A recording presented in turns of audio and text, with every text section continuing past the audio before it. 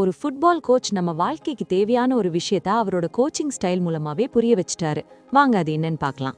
ரீசெண்டா the score takes care of இட் செல்ஃப்னு ஒரு புக் படிச்சேன். ரொம்ப வருஷமா தோத்துட்டே இருந்த ஒரு ஃபுட்பால் டீமுக்கு கோச்சா பில் வால்ஷ்னு ஒருத்தர் வராரு. அவர் நேரடியா கடினமான பயிற்சிலாம் தராம எல்லா பிளேயர்ஸோட ஆட்டிடியூட் மைண்ட் செட்டை மாத்துற மாதிரி சில விஷயங்களை செய்ய வலியுறுத்துறாரு.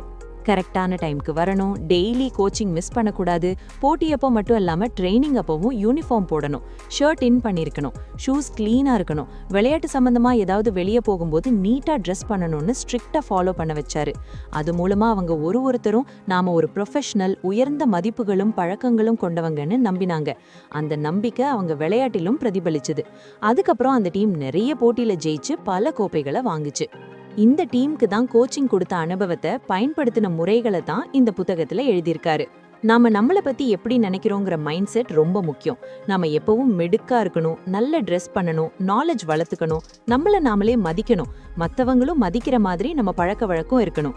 யாரும் நம்மள அவமானப்படுத்த, ஏளனமா நடத்த அலோ பண்ணக்கூடாது. எண்ட் ரிசல்ட் மேல கவனத்தை வைக்காம ப்ராசஸ் சரியா இருக்கிற மாதிரி பாத்துக்கணும். ப்ராசஸ் சரியா இருந்தா நினைச்ச ரிசல்ட் கிடைக்கும். இந்த மாதிரி நிறைய பயனுள்ள விஷயங்கள் இந்த புத்தகத்துல சொல்லப்பட்டிருக்கு. இந்த புத்தகம் தமிழ்ல இன்னும் வரல, but chapter wise Tamil summary நம்ம வெப்சைட்ல இருக்கு.